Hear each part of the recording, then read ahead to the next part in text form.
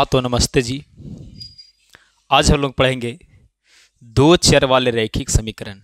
मेरे प्यारे बच्चों, अगर आप चैनल पर नए हैं तो चैनल को सब्सक्राइब कर लें और बगल में घंटे को उसको प्रेस कर दें। देखिए बच्चों, ये चैनल को सब्सक्राइब करने से होगा कि जितने भी इम्पॉर्टेंट टॉपिक है और जो डायरेक्ट एग्ज़ाम में छपता है, इस पर ऑब्जेक्टिव और सब्जेक्टिव, इसके बाद पूरी कहानी इसके साथ पूरी थ्योरी को कराई जाती है।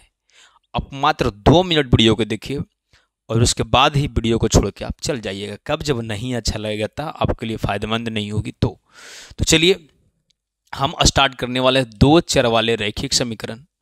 और दो चर वाले रैखिक समीकरण में आप जो है पढ़े होंगे एक चर वाला रैखिक समीकरण जिसमें चरों की संख्या एक हो। थोड़ा सा ध्यान देते हैं हम, थोड़ा सा बेसिक पे।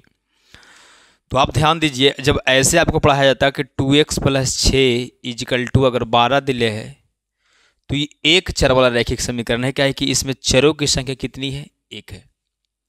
सर चर किसको कहते हैं, वो अचर किसको कहते हैं? देखिए, तो चर उसको पहले ध्यान दीजिए, चर हम उसको कहते हैं ABCD के जो भी अक्षर लिखा रहेगा उसको हम चर कहते हैं। ABCD के कुछ भी अक्षर लिखल रहे उसे हम चर कहते हैं। और जो डिजिट दिया रहेगा, जो अंक दी रहेगी, उस अंक को हम अचर कहते हैं। मेरे प्यारे बच्चों, यहाँ तक बात को समझ पाए होंगे। तो यहाँ से तो समझ में कि चर किसको कहते हैं, बोलेंगे बिल्कुल समझ पाए हैं। तो कह रहा है दो चर, मतलब इस प्रकार की जब इक्वेशन देखेंगे तो इसमें हमारे दो चर होंगे। और जैसे में x है तो एक चर हो गया, एक y लिखी रहेगी तो दो चर हो जाएगा, एक z रहेगा तो तीन चर हो जाएगा। मेरे प्यारे बच्चे, हमें पढ़ना है दो चर वाला रैखिक समीकरण। तो दो चर वाला रैखिक समीकरण में क्या पढ़ेंगे? जिसमें चरों की संख्या कितनी हो? 2 हो। अब देखें कि चरों की संख्या 2 हो तो कैसे रहेंगे? सर यहाँ तक आपको स्क्रीनशॉट लेना तो ले सकते हैं कि ABCD वाला अक्षर को हम चर बोलते हैं, जो अंक लिखा रहेगा उसको हम अचर बोलते हैं। आगे आइए, हमको पढ़ना है दो चर वाला रैखिक समीकरण। तो देखिए, यहाँ रहेगा 2x + 6y + 12 = 0। इसको समीकरण पहला मानते हैं। और दूसरा की अगर बात किया जाए तो मान लीजिए कि 4x + 12y + 24 = 0। ये समीकरण दूसरा है। मेरे प्यारे बच्चों, यहाँ देखिए, ये दो चर वाला रैखिक समीकरण है कि नहीं? बोलेंगे सर दो चर वाला रैखिक समीकरण ही तो है ही। कैसे? क्योंकि देखिए ABCD के अक्षर एगो यहाँ x आया हुआ है और फिर ABCD के अक्षर यहाँ एगो y आया हुआ है। तो जब x और y दो को आल है, इसका मतलब कि दो चर वाला समीकरण है। यहाँ पर भी देखिए x है और y है, तो यह जो है दो चर वाला रैखिक समीकरण है। तो यहाँ तक तो समझ गए, दो चर वाले समीकरण यहाँ तक समझ गए हम। एगो x है तो एक चर, एगो y है तो दो चर। यहाँ तक समझ गए। अब कह रहा है कि रैखिक समीकरण उसको कहते हैं जिसमें बराबर दी रहती है वो समीकरण होती है। ओके ना? अब कह रहा है रैखिक मतलब आपको पढ़ाया गया है लेसन 1 में कि रैखिक मतलब होता है जिसकी घात 1 हो। रैखिक समीकरण का मतलब होता है कि उसकी घात की संख्या कितनी हो बाबू? समीकरण का मतलब होता है कि घात की संख्या n हो, और जिसकी घात 1 होती है उसको हम रैखिक समीकरण कहते हैं। तो बच्चे यहाँ पर देख पा रहे हैं कि घात किसे कहते हैं। घात आपको निकालने के लिए बताया गया होगा कि अधिकतम चर वाले मान को हम घात कहते हैं। अधिकतम चर वाले मान को हम घात कहते हैं। मेरे प्यारे बच्चे, यहाँ देखिए, यहाँ पर x⁻1 है। इस समीकरण हम 2 को लिख दिए, इस पर 2 को है, उस पर आपको ध्यान मत नहीं देनी है, आप सिर्फ एक पर ध्यान दीजिए। तो यहाँ पर देखिए कुछ पावर नहीं है तो एक है, यहाँ पर भी कुछ भी पावर नहीं लिखा गया, इसका मतलब ये भी एक है। तो मेरे प्यारे बच्चों, घात जब एक रहेगा ना तो उसको हम रैखिक बोलेंगे। तो घात एक ही है ना, तो इसीलिए ये रैखिक है, रैखिक समीकरण। अब कह रहा है युग्म। युग्म होता है पेयर के मतलब होता है जोड़ा। जब समीकरण जोड़ा में लिखा होगा, जोड़ा में दिया रहेगा, तो उसे हम युग्म बोलते हैं। मेरे प्यारे बच्चों, जब भी इस चैप्टर में हम मैथ पढ़ेंगे उसमें हमेशा और हमेशा 2 समीकरण होंगे, 2 इक्वेशंस होंगे, और उनके बारे बहुत बारीकी से पढ़ेंगे। समझ रहे हैं ना? बोलेंगे सर समझ रहे हैं। अब यहां पर देख रहे हैं कि एक समीकरण ये है और एक समीकरण है, तो दो समीकरण है ना, इसीलिए इसके बोलते हैं युग्म समीकरण। क्या बोलते हैं इसे? युग्म समीकरण बोलते हैं ना। बोलेंगे सर यहां तक समझ चुके। अब देखिए अगला बात को समझिए। अगला बात दिया गया है कैप गिर जा रहा। अगला कहता है कि आपको यहां तक बात को समझ गए। अब आपको समझना है समपाती रेखा क्या होती है, प्रतिच्छेदी रेखाएं क्या होती है और समानांतर रेखाएं क्या होती है। मेरे प्यारे बच्चे ध्यान से समझे। ये जो x के पहला समीकरण में x के जो आगे अंक लगा हुआ है इसको a बोलते हैं, y के जो आगे अंक लगा हुआ है इसको b बोलते हैं, और जो अचर पद है इसको हम c बोलते हैं। बात को समझ। इसको मैं मिटा दूं? बोलेंगे सर आप मिटा दीजिए, कोई दिक्कत नहीं। यहां पर देखिए ई जो लिखा हुआ है, सर कलर चेंज करके थोड़ा सा लिखिए ताकि ज्यादा समझ पाए। ई वाला को भी ए बोलेंगे, वाई के आगे जो अचर पद है उसको भी बी बोलेंगे, और जो अचर पद है उसको हम सी बोलेंगे। मेरे प्यारे बच्चे इस समीकरण 1 वाला है तो इस सब को बोलेंगे 1 1, तो A1 B1 C1। और इस समीकरण 2 है तो इस सब को 2 बोलेंगे, A2 B2 और C2। मेरे प्यारे बच्चों उम्मीद करता हूं यहां तक बात को समझ पाए होंगे कि A1 क्या होती है, B1 क्या होती है और C1 क्या होती है। तो समीकरण 1 के x के आगे जो अंक लगा रहेगा उसको A1 बोलेंगे। एक समीकरण 1वें में y के जो आगे अंक लगा रहा है उसको B1, और जो अचर पद रहेगा उसको हम C1 बोलेंगे। मेरे प्यारे बच्चों मैं आगे दिखता हूं। समीकरण 2 में अगर x के आगे जो अंक लगा रहेगा उसको A2 बोलेंगे, y के आगे जो अंक लगा रहेगा उसको B2 बोलेंगे, और जो अचर पद लगा रहेगा उसको हम C2 बोलेंगे। मेरे प्यारे बच्चों उम्मीद करता हूं यहां तक बात को समझ पाए होंगे कि A1 कौन होगा, A2 कौन होगा, B1 कौन होगा, B2 कौन होगा, C1 कौन होगा और C2 क्या होगा। अगर यहां तक कोई दिक्कत है तो कमेंट करिएगा कि सर यहां तक मुझे दिक्कत है। ठीक है ना? अब यहां से हम आगे चलते हैं। ठीक है ना? अब पहले मैं ग्राफ समझाता हूं कि समपाती का मतलब क्या होता है, प्रतिच्छेदी के मतलब क्या होता है और समानांतर के मतलब क्या होती है। ध्यान से समझिए। मैं यहां समझाता हूं। एक काम करता हूं मैं इसको समझाता हूं, यहां पर दिख रहा होगा ना। देखिए समपाती, चलिए ना हम इसको नीचे समझा देते हैं।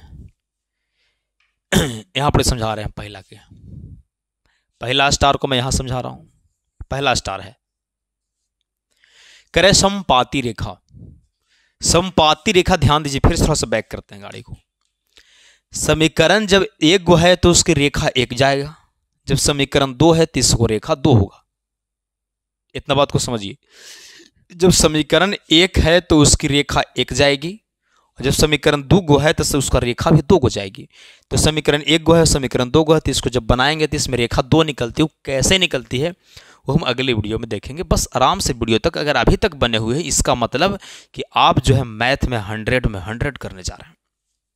देखिए पहला सवाल, पहला कह रहा है कि समपाती रेखा, मतलब कहना चाह रहे हैं कि अगर एक रेखा ऐसे खींचे, ठीक है ना, अगर एक रेखा ऐसे खिंचाया तो दूसरा रेखा भी एकरे पर जाएगा, तो ऐसे चढ़ल जाएगा। ठीक है ना? तो इस प्रकार की रेखा को हम समपाती कहते हैं। जब दोनों रेखा एक ही पर गुजरे, एक ही पर से होकर गुजरे, मतलब एक रेखा ऐसे है और एक रेखा ये, दोनों जब एकदम ऐसे चढ़ल रहे ना एक दूसरे पर, ये हो गया समपाती। ठीक है ना? यहां से पूछता है कि समपाती के कितने हल होते हैं, समपाती के कितने हल होते हैं। तो जहां जहां कटेगा उतने हल होगा। तो यहाँ हुत इस पर चढ़ा हुआ है, यहाँ हुत इस पर सटा हुआ है, तो यहाँ हुते ना कट रहा है। तो यहाँ हुत जब कट रहा है, हर जगह पर टच हो रहा है, तो इसका अगर पूछ देता कि हल कितना होगा, तो इसका हल अनगिनत होगा। इसका हल अगर पूछ देता कि समपाती रेखाएं की हलों की संख्या कितनी होती है, तो इसको बोलेंगे समपाती रेखा की हलों की संख्या अनगिनत होती है। क्यों? क्योंकि दोनों रेखा यहाँ हुत टच कर रहा है। जब दोनों रेखा यहाँ हुत टच करेगा तो जितने बार टच करते उतने हल होते हैं। तो टच यहाँ हुत कर रहा है, हर जगह ही पर दोनों रेखा टच कर ले, तो हल बहुत मनी होगा ना। अब समझिए स्टार नंबर दूसरा, स्टार दूसरा कह रहा है प्रतिच्छेदी रेखा। ये प्रतिच्छेदी कहता है कि एक रेखा अगर ऐसे जाएगा तो एक रेखा ऐसे गुजरेगा, मतलब सर एकदम छेद करके पार करेगा, और जब छेद करके पार करेगा तो ऊ वाला रेखवा को हम बोलते हैं प्रतिच्छेदी रेखा। मेरे प्यारे बच्चों, अब बताइए जब ये प्रतिच्छेदी रेखा है, एक रेखा इधर से इधर गया और एक रेखा इधर से इधर गया, तो इसको बोलते हैं प्रतिच्छेदी। मानी एगो समीकरण में रेखा ई वाला है और एगो समीकरण की रेखा ई वाला है, तो ई कौन रेखा है? तो ई तो भाई प्रतिच्छेदी रेखा है, प्रतिच्छेदी रेखा है। अब प्रतिच्छेदी रेखा है तो एक से पूछे है कि प्रतिच्छेदी रेखा में हलों की संख्या कितनी होती है। अब बताइए कितना बार टच किया है? एक के बार टच किया है। तो यहां पर इसे अगर पूछता कि हलों की संख्या कितना है, तो हलों की संख्या में क्या बोलते थे? हलों की संख्या में लिखते हम अनगिनत। पूछता कि हल कितने होंगे, तो हल होगा अनगिनत। आराम आराम समझिए, अनगिनत हल है तो प्रतिच्छेदी अनगिनत कैसे हल होगा जी? एक बार टच करके बाबू। तो जब एक बार टच किया तो एक हल होंगे ना। एक बार जब टच किया है तो हलों की संख्या होगा एक हल, एक हल होगा। बिटारे में थोड़ा सा भिंज रहा है। और एक हल को बोलता है अद्वितीय हल भी, कभी कभी ध्यान दीजिए। एक हल को एग्जामिनर बोलता है अद्वितीय हल।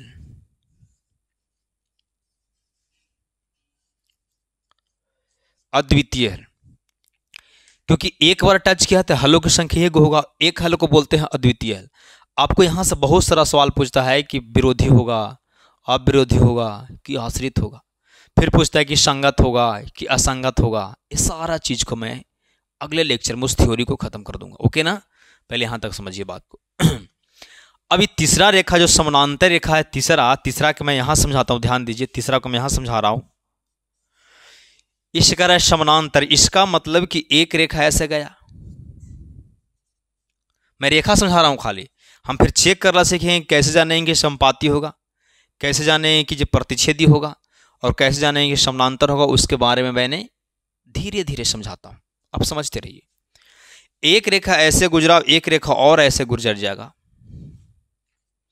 और यहां हो जहां पर भी दोनों रेखाओं के बीच की अगर दूरी नापे तो उनकी बीच की दूरियां जो है हर जगह एकदम समान होती है। तो इन प्रकार की रेखा को हम समानांतर रेखा कहते हैं। मेरे प्यारे बच्चे, अब बताइए कि जब दोनों रेखा, एगो समीकरण की रेखा था और एक समीकरण की रेखा था, अभी दोनों समीकरण जब समानांतर रेखा से क्रॉस कर रही है तो क्या एक कहीं पर टच कर रहा है एक दूसरे को? बोलेंगे नो सर। तो जब टच नहीं कर रहा है तो ये समानांतर रेखा है, और यहाँ हर जगह इसकी दूरी जो है समान है। जितना एल और एम जो दोनों रेखा है, ये दोनों की दूरी हर जगह समान है, तो ये समानांतर रेखा हो जाएगा। और जब ये कभी दोनों टच न करेगा तो हल होगा, तो इसकी हलों की संख्या कोई हल नहीं होगा, कोई हल नहीं होगा। मेरे प्यारे बच्चों, यहां से मैंने 2 पॉइंट समझाने की कोशिश कर रहा हूं कि अगर रेखा संपाती होगा तो उसको हलों की संख्या अनगिनत होगा। अगर रेखा प्रतिच्छेदी होगी, अगर ग्राफ प्रतिच्छेदी होगी तो हलों की संख्या अद्वितीय हल माने एक हल होगा। अगर इनका रेखा समानांतर जाता है तो इसका कोई हल नहीं होगी। मेरे प्यारे बच्चों, अब क्या करते हैं, इसको हम समझते हैं कि कैसे जानेंगे कि इनका रेखा समानांतर जाएगा, कैसे जानेंगे कि इसका रेखा प्रतिच्छेदी होगा, और कैसे जानेंगे कि इसका रेखा संपाती होगा। तो एक एक टॉपिक को एकदम आराम आराम से समझने की कोशिश करिए। इतना आपको लगता है तो रफ में आप कर लीजिए, क्योंकि संपाती का मतलब एक ही रेखा पर पार दीजिएगा, प्रतिच्छेदी का मतलब ऐसे ऐसे कट करेगा, हलों की संख्या ऐसे होगी, और जो मन करता है आप उतार लीजिए। ऐसे सब समझने वाला चीज़ें हैं। अब मैं समझाता हूँ कि कैसे समानांतर होगा, संपाती होगी, इत्यादि इत्यादि को बहुत बारीकी से समझने की कोशिश करता हूँ।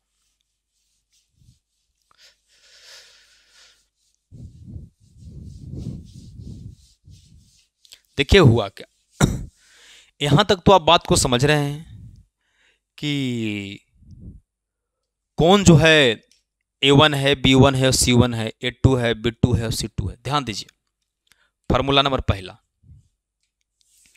फार्मूला पहला कहता है कि अगर A1 बटा A2 निकालें बराबर है B1 बटा B2 बराबर है C1 बटा C2।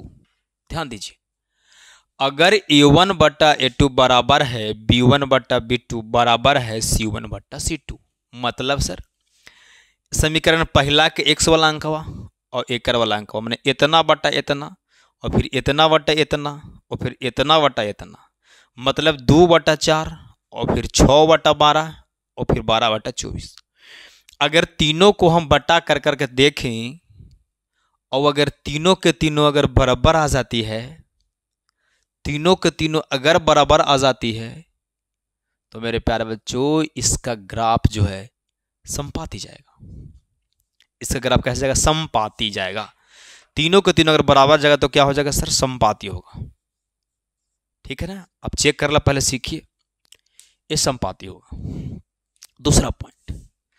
दूसरा पॉइंट कहा कि अगर A1 बटा A2 मतलब A1 बटा A2 निकालें और B1 बटा B2 निकालें, बाकी बराबर नहीं आया B1 बटा B2 की। बात को समझिए, A1 बटा A2 निकालें आप, बाकी बराबर नहीं आया B1 बटा B2 की, तो इसका ग्राफ कैसा जाएगा? इसका ग्राफ बच्चों प्रतिच्छेदी जाएगा। बहुत आराम से मैंने समझाने की कोशिश कर रहा हूं। अगर फिर भी आपको कुछ बातें नहीं समझ में आती है तो कमेंट करिएगा, हम पक्का समझा देंगे। एकदम चैलेंज करते हैं कि आपको घोर के नहीं पिला दिए हैं तो फिर कह दीजिएगा, ठीक है ना। आइए तीसरा सवाल पर। तीसरा पॉइंट कहा, तीसरा जो स्टार था, तीसरा जे कि अगर नहीं चलेगा तो शांत रहो। अगर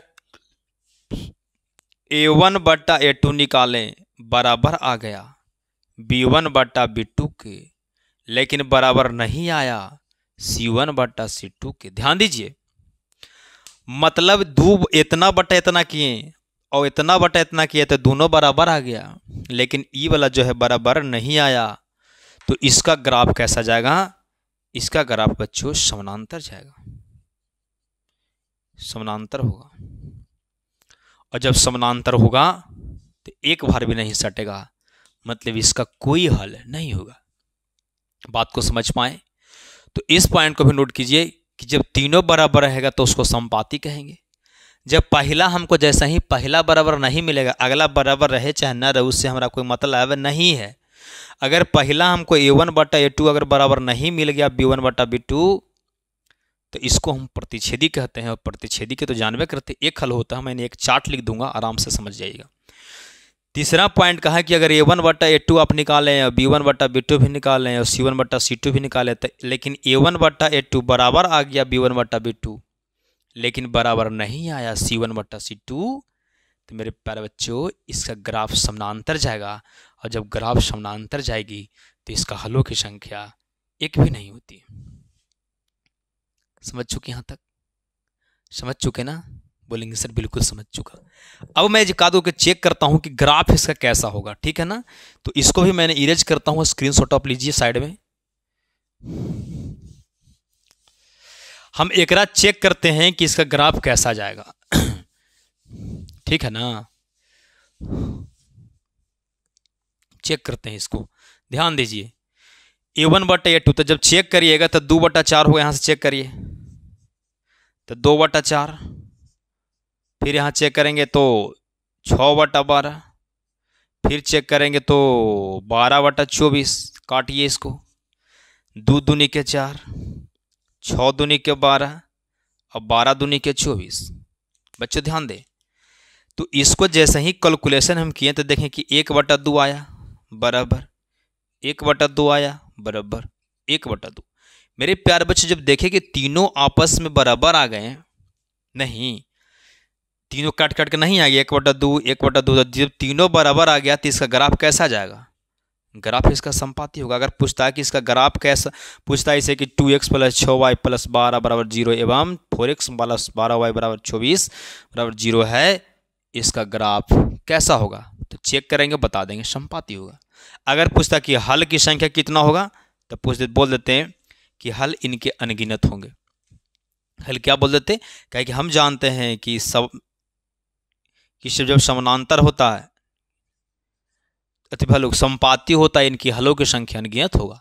हम ऐसे चेक कर सकते हैं कि किनका हल क्या होगा। दूसरा बात देखिए, समीकरण दूसरा पाइए तो, अगर दिया रहे 2x plus 5y plus 10 is equal to 0, ये समीकरण पहला है, और यह 3x plus 9y plus 12 is equal to 0, इस समीकरण दूसरा है।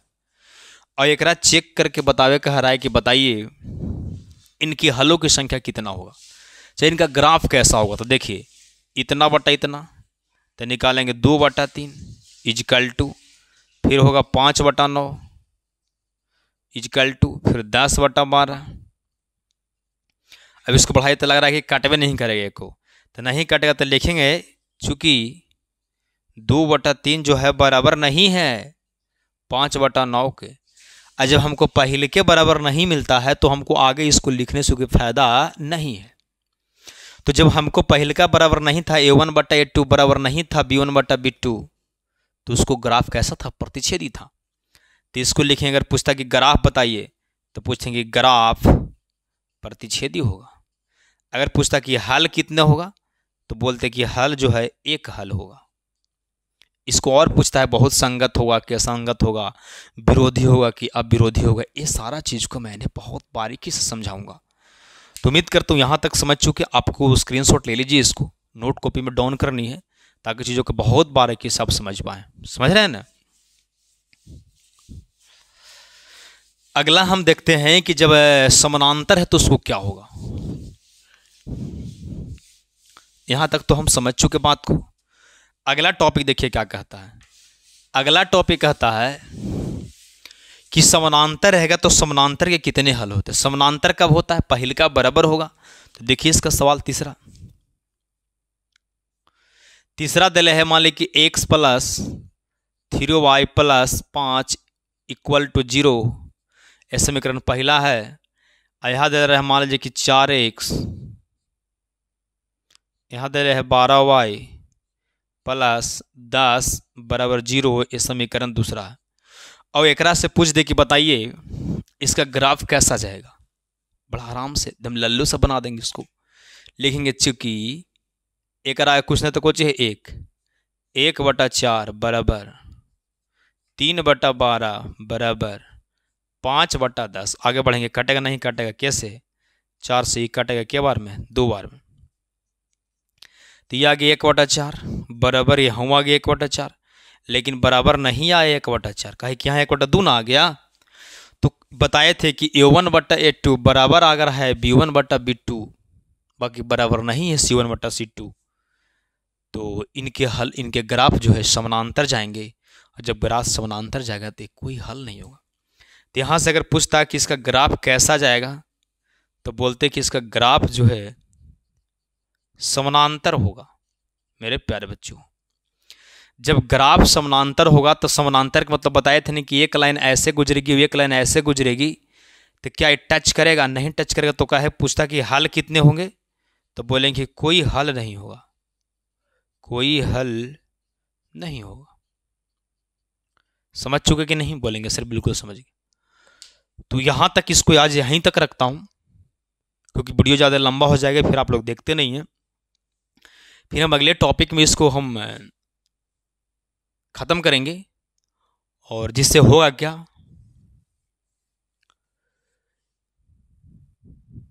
कि आप जो है उस टॉपिक को बेहतरीन तरीके से इतना रिवाइज कर सकते हैं।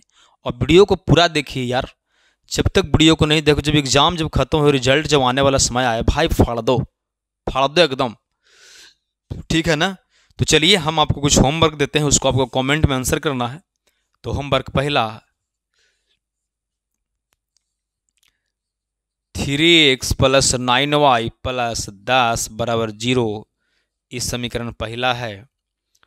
यहाँ है 6x plus 10y plus 15 is equal to 0, इसका बताना है ग्राफ कैसा होगा। क्या बताना है बाबू, ग्राफ कैसा होगा। ग्राफ माने प्रतिच्छेदी होगा, समानांतर होगा कि संपाती होगा। इसके बारे में बताना, और इसके बाद बताना है कि वीडियो कैसा लगा ज़रूर बताइएगा, और एक प्यारा सा कमेंट कर दीजिएगा कि नाइस सर, वीडियो अच्छा है, ख़राब है तो नाइस लिखे, ख़राब रहेगा तो लिखे ख़राब वीडियो है सर, इसमें और क्या सुधार करनी चाहिए, जो जो बताना चाहिए उसमें कमेंट कीजिए कि ये सुधार कीजिए सर। तो चलिए, थैंक यू, लव यू। आप वीडियो को पूरा देखें, इसके लिए बहुत बहुत थैंक यू, लव यू। इसी तरह हंसते रहिए और मुस्कुराते रहिए बच्चे, थैंक यू।